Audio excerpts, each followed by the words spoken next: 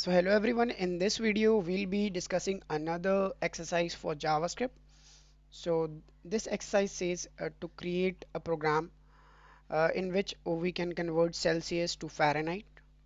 As we know that Celsius and Fahrenheit converter is a generally used uh, programs. So we'll be building that in JavaScript. So let's create that in our Visual Studio Code. So first of all, let me just open a exercise folder. So let's open it in Visual Studio Code. Now you can see this is our earlier program.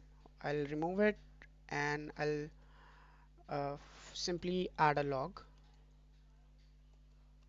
Hello. Okay.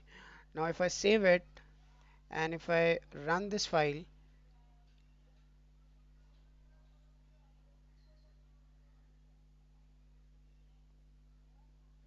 yeah, you can see this is there. And if I see the console, I'm able to see the hello as well, which is coming from our script file. Now what we'll do is we'll get the Celsius to Fahrenheit conversion formula from internet. You can search for that.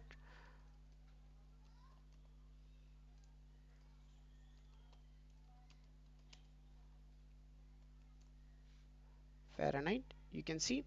So this is our Celsius to Fahrenheit formula. So here what we have to do is we have to grab the temperature in Fahrenheit and subtract 32 and then divide it by 5 by 9. That we can do. So let's do that. First of all, let me just write uh, temp in F or Fahrenheit.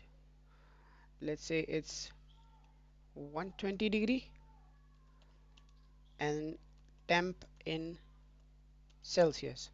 Now what I will do is temp in Fahrenheit I'll minus 32 here and then divided by or multiply it by 5 by 9. Let me just see the formula again. Yeah, multiply it by 5 by 9.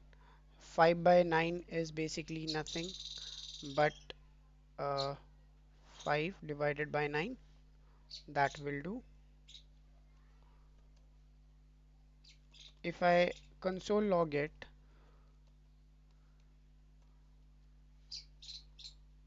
and if I see that in our browser, you can see it is giving me 48 point something.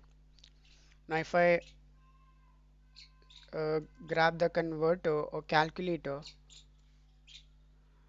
now if I write something, let's say 120, you can see it is giving me the right Celsius. Now in this what I can do is I can also wrap it up inside a math dot uh, round formula, which will give us the right mapped units like 49. It is basically mapping it up, or else we can do this thing. We can leave this around because we need the exact temperature, so we'll not be doing that. Let's get the exact temperature. So this is basically our exact temperature.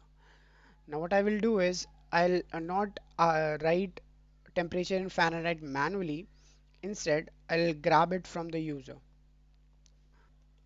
by using a prompt, or basically I'll ask it from the user, enter a temperature